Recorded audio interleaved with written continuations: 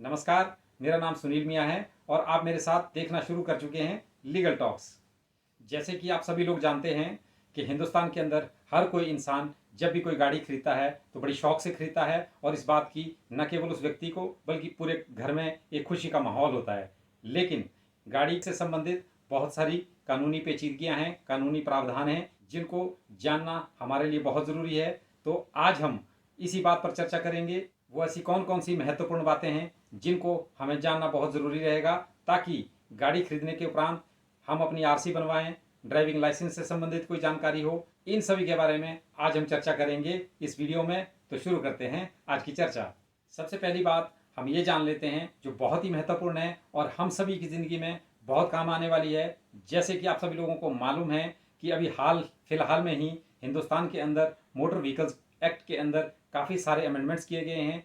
उन अमेंडमेंट्स के चलते हुए जो नए एमिशन नॉर्म्स हैं, गाड़ियां भारत स्टेज 6 के हिसाब से बननी शुरू हो गई हैं और नए नियमों के मुताबिक हिंदुस्तान के अंदर अब सिर्फ वही गाड़ियां बिक सकती है जो BS6 कंप्लायंस को पूरा करती हों।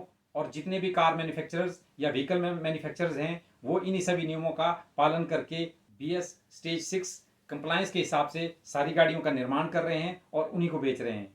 इसमें सबसे महत्वपूर्ण ध्यान देने वाली बात उन लोगों के लिए है जो सेकंड हैंड गाड़ियां परचेज करना चाहते हैं, क्योंकि सेकंड हैंड गाड़ियां परचेज करने से पहले ये देखना लाजमी रहता है कि उसका जो रजिस्ट्रेशन पीरियड है वो अमूमन जो कार्स हैं, छोटी गाड़ियां हैं, टू व्हीलर्स हैं, उनका 15 साल का रहता है और 15 साल पूरा होने पर उनकी री रजिस्ट्रेशन करवाई जाती थी, जो पहले अभी तक होता चला आया है। लेकिन मौजूदा दौर में नए नियमों के मुताबिक यदि आप कोई सेकंड हैंड व्हीकल परचेज करते हैं तो सेकंड हैंड व्हीकल परचेज करने से पहले ये देखना बहुत ज़रूरी है कि गाड़ी की उम्र कितनी हो चुकी है। और यदि गाड़ी की उम्र लगभग 15 साल के आसपास पूरी हो चुकी है तो ऐसी गाड़ियों को खरीदना फ़ायदे का सौदा नहीं हो सकता, क्योंकि ऐसी सूरत में जो कानून के नए प्रावधान हैं उसके मुताबिक उनकी री रजिस्ट्रेशन करवाना, अर्थात 15 साल पूरा होने के बाद जब आप री रजिस्ट्रेशन के लिए जाते हैं तो गाड़ी की फिटनेस और बहुत सारे पैरामीटर्स हैं उस पर गाड़ी को खरा उतरना पड़ेगा। और इसमें एक महत्वपूर्ण बात यह है कि री रजिस्ट्रेशन के वक्त आपको ऐसे केवल 2 ही मौके मिलेंगे। 2 मौकों पर जो उन्होंने सेंटर स्थापित किए हैं वो सेंटर्स उस गाड़ी का फिटनेस चेक करेंगे। यदि आपकी इस प्रकार की गाड़ी उस फिटनेस में पास नहीं होती, 2 ही मौके मिलेंगे, दोनों मौकों में नहीं होती है तो आपकी री रजिस्ट्रेशन नहीं हो सकती। इसलिए इस बात का ज़रूर से ज़रूर ध्यान रखें। और यदि पहले बताए गए 2 मौकों में आपकी गाड़ी की फिटनेस मानकों पर खरी नहीं उतरती है, उस स्थिति में आपको इस प्रकार की गाड़ी को स्क्रैपेज पॉलिसी जो सरकार ने बनाई है उसके हिसाब से आपको स्क्रैप करनी पड़ेगी। लेकिन स्क्रैपेज पॉलिसी में एक अच्छी बात यह है कि यदि आप किसी भी ऐसी पुरानी गाड़ी को स्क्रैपेज पॉलिसी के तहत स्क्रैप करते हैं तो उसमें आपको नई गाड़ी खरीदने पर जब आप उसकी रजिस्ट्रेशन करवाते हैं तो उसमें आपको कुछ इंसेंटिव ज़रूर मिलेंगे। अब मैं आपको व्हीकल से संबंधित एक और महत्वपूर्ण बात बताना चाहूँगा। वह बात खास तौर पे बड़े व्हीकल्स पर लागू होती है। जो मीडियम ट्रांसपोर्ट व्हीकल है, मीडियम गुड्स व्हीकल है या हैवी ट्रांसपोर्ट व्हीकल हैं या हैवी गुड्स व्हीकल हैं, आपने अक्सर देखा होगा, ट्रकों को सुना होगा आपने, वो प्रेशर हॉर्न का इस्तेमाल करते हैं। हॉर्न को इस्तेमाल करने से संबंधित भी नियमों में बदलाव किया गया है। गाड़ियों में हॉर्न का इस्तेमाल करने के लिए ध्वनि मानकों का प्रोविजन किया गया है और नए प्रोविजंस के मुताबिक किसी भी गाड़ी में इस प्रकार का कोई भी हॉर्न नहीं लगाया जा सकता जो इन ध्वनि मानकों को पूरा ना करता हो। ध्वनि मानकों के हिसाब से किसी भी गाड़ी में हॉर्न जो एक साउंड उत्पन्न करेगा वह साउंड 80 डेसिबल से ज़्यादा किसी भी हालत में नहीं होनी चाहिए। इसके साथ साथ जो प्रेशर हॉर्न्स यूज़ करते हैं, प्रेशर हॉर्न्स को यूज़ करने को प्रतिबंधित किया गया है। लेकिन हिली एरियाज़ के लिए, पहाड़ी क्षेत्रों के लिए प्रेशर हॉर्न के इस्तेमाल से संबंधित भी अलग से निर्देश जारी किए गए हैं कि किसी भी सूरत में इस तरह का प्रेशर हॉर्न 80 डेसिबल की लिमिट को पार ना करता हो। और इसके साथ साथ प्रेशर हॉर्न का इस्तेमाल तभी किया जा सकता है यदि इस तरह की किसी हिली ट्रैक पर गाड़ी को अपनी प्रेजेंस दूर से बतानी हो, जहां विजिबिलिटी ना हो, वहीं प्रेशर हॉर्न का इस्तेमाल किया जा सकता है। यहाँ ये बात समझना बहुत ज़रूरी होगी कि ऐसा ना करने पर मोटर व्हीकल एक्ट के प्रावधानों का उल्लंघन माना जाएगा और उल्लंघन करने की दशा में आपको सज़ा हो सकती है, फाइन हो सकता है। इसीलिए गाड़ियों में हॉर्न्स का इस्तेमाल ध्वनि मानकों के हिसाब से करना ही उचित रहेगा। इसके साथ साथ यहाँ पर यह बात भी समझना ज़रूरी रहती है कि बहुत सारे लोग अपनी गाड़ियों में, खास तौर पे हमने देखा है कि टू व्हीलर्स में कुछ लोग अपने साइलेंसर्स को मॉडिफाई करा लेते हैं जिससे कि बहुत ज़्यादा ध्वनि उत्पन्न होती है। ऐसी सूरत में भी उन लोगों के चालान्स कर दिए जाएंगे, फाइन का अमाउंट भी बहुत ज़्यादा बढ़ा दिया गया है। इसलिए हमें इन प्रोविजंस को कंप्लाई करना पड़ेगा, मानना पड़ेगा। ये जो रूल्स हैं इनको फॉलो कीजिएगा ताकि आप किसी ऐसे अनचाही समस्या से बच सकें। किसी भी प्रकार से अपने साइलेंसर को या गाड़ी को इस तरीके से मॉडिफाई नहीं किया जा सकता जिसके कारण ध्वनि तय सीमा से जो लिमिट बताई गई है 80 डेसिबल की, उससे ऊपर ना जाए। और जो आसपास चलने वाले लोग हैं उनके राइट्स को ध्यान में रख करके ये प्रावधान किए गए हैं। अब हम बात करते हैं एक और महत्वपूर्ण प्रावधान के बारे में जो कि ड्राइविंग लाइसेंस से संबंधित है। ड्राइविंग लाइसेंस से संबंधित जो नए नियम आए हैं उन नियमों के मुताबिक अब कोई भी व्यक्ति अपना ड्राइविंग लाइसेंस पूरे हिंदुस्तान में किसी भी जगह, कहीं से भी, किसी भी स्टेट से, किसी भी लाइसेंसिंग अथॉरिटी से बनवा सकता है। ये ज़रूरी नहीं है कि आप जिस स्टेट के हैं उसी स्टेट में आप बनवाएं, आप कहीं भी अप्लाई कर सकते हैं क्योंकि अब पूरा ड्राइविंग लाइसेंस का जो सिस्टम है उसको ऑनलाइन कर दिया गया है और ऑनलाइन होने के साथ साथ इसको यूनिफॉर्म कर दिया गया है। ड्राइविंग लाइसेंस को बनाने की यूनिफॉर्मिटी इसी बात से पता चल सकती है कि पूरे इंडिया में आप कहीं भी ड्राइविंग लाइसेंस के लिए अप्लाई करेंगे उसका एक ही फॉर्म है, एक ही फॉर्म पर आपका ड्राइविंग लाइसेंस अप्लाई किया जा सकेगा।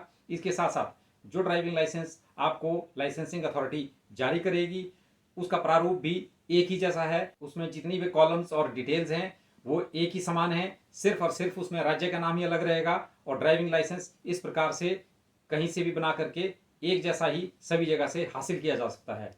इसमें एक महत्वपूर्ण बात समझने वाली ये है कि नए प्रावधान में ये खास तौर पे बंदोबस्त किया गया है कि किसी भी एक व्यक्ति के नाम पर एक से ज़्यादा ड्राइविंग लाइसेंस नहीं हो सकते।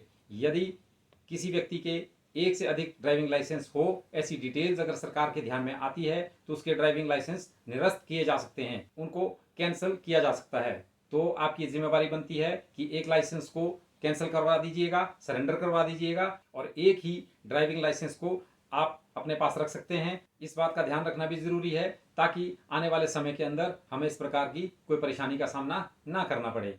इसके साथ साथ जो भी नए ड्राइविंग लाइसेंस इशू होंगे वे अब कुछ सिक्योरिटी फीचर्स के साथ आएंगे, जैसे QR कोड और माइक्रोचिप के साथ बन करके आएंगे।